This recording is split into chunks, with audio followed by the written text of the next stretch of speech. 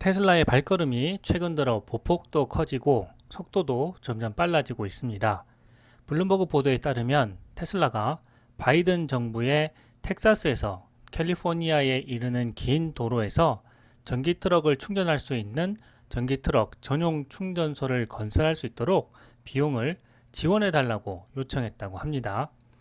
바이드노믹스 경제 정책을 내년 대선의 대표 공약으로 내세운 바이든으로서는 테슬라의 요구를 거절하기가 어려워 보이는데요. 보조금 요청 금액은 9,700만 달러, 한화로 약 1,300억 원이라고 합니다. 테슬라는 보조금을 지원받는 대신에 자체적으로 2,400만 달러, 약 309억 원의 별도 개발 기금을 기부하겠다는 방침입니다. 테슬라는 지난 5월부터 7월까지 텍사스 교통 당국에 텍사스주와 캘리포니아주 사이 도로에 세미트럭용 750kW 충전기 8대와 경쟁사의 전기트럭을 충전할 별도 충전기 4대를 설치하겠다고 제안한 것으로 알려졌습니다. 캘리포니아 프리몬트에서 텍사스 라레도 지역까지 긴 도로를 따라 충전소가 여러 개 설치되면 많은 트럭 운전자들이 충전 편의성으로 인해 전기트럭으로 전환하는 계기가 될 것으로 생각됩니다. 테슬라는 2017년에 세미트럭을 처음 공개하고 2022년 말부터 생산과 고객 인도를 시작했는데요.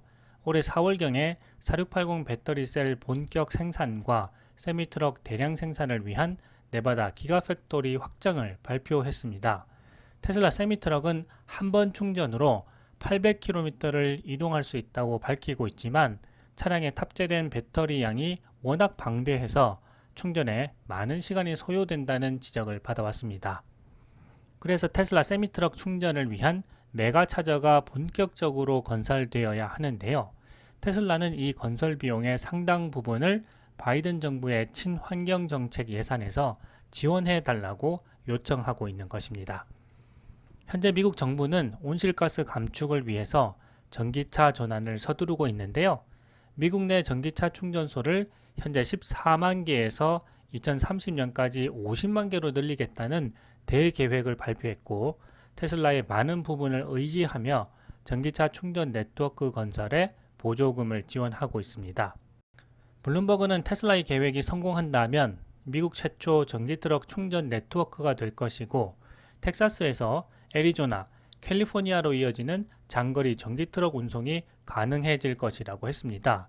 현재 테슬라의 전기트럭 충전소는 고객 유통센터와 네바다주 기가팩토리 등 일부에만 설치되어 있는데요. 세미트럭 판매 확장을 위해서는 반드시 메가차저 건설 확장이 먼저 이루어져야 합니다.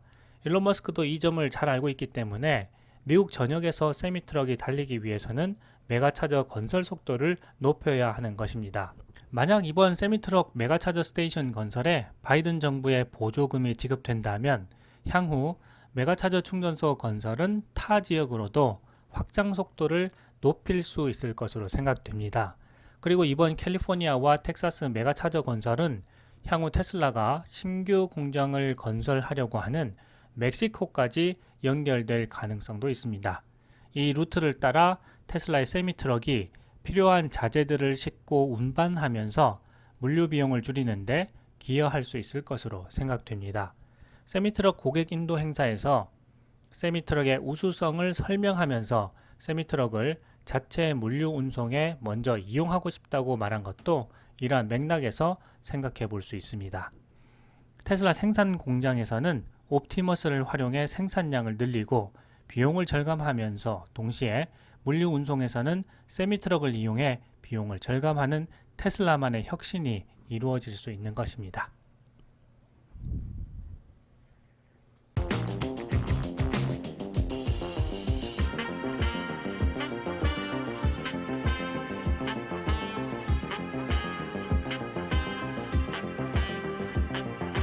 8월 1일 월가에서는 충격적인 소식이 전해졌는데요. 세계 3대 신용평가사인 피치 레이팅스가 1994년 이후 처음으로 미국 국가의 신용등급을 하향 조정한 것입니다. 세계 1등 국가 미국의 신용등급을 강등시키면서 미국 재정 악화에 대한 우려가 커지고 있는데요. 피치는 미국의 신용등급을 종전 AAA에서 AA+로 하향 조정했습니다. 파이낸셜 타임스는 그 이유 중에서 미국 정부의 재정 악화에 대해 집중 조명했는데요. 올해 미국의 재정 적자는 국내 총생산 GDP의 6.3%로 증가할 것이라고 전망했습니다. 미국 GDP는 지난해 25조 달러, 하나로 약 3경 2262억 원을 넘어섰는데요. 작년 재정 적자는 GDP의 3.7%였습니다. 그런데 미국의 재정 적자가 2024년에는 6.6%, 2025년에는 GDP의 6.9%로 확대될 것으로 전망되면서 미국의 재정 상황에 빨간불이 켜진 상황입니다. 연방의 세수는 줄어드는 상황에서 지출을 계속 늘리고 있는 데다가 미국 중앙은행 페드의 금리 인상까지 겹치면서 이자 부담이 눈덩이같이 늘고 있다는 점이 피치의 지적이었습니다. 이런 상황에서 미국의 내년 경제 성장률도 둔화될 것으로 보이고 있는데요.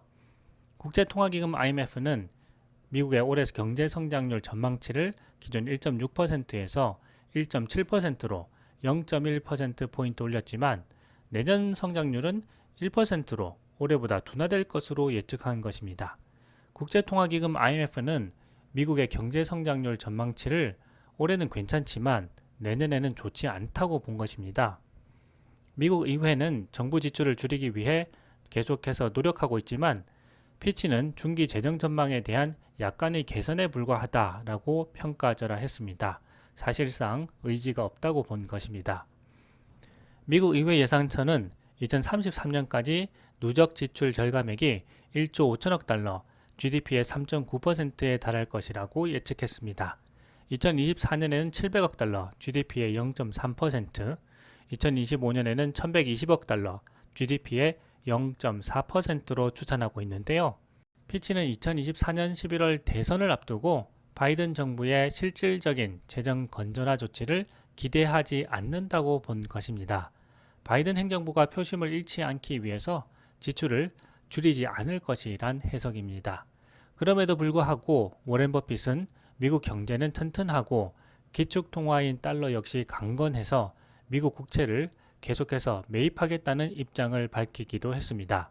시장에서는 현재 노동시장 등 미국 경제의 펀더멘탈이 튼튼하다고 보고 있는 만큼 과거와는 다른 양상이 펼쳐질 것으로 많은 전문가들은 판단하고 있습니다.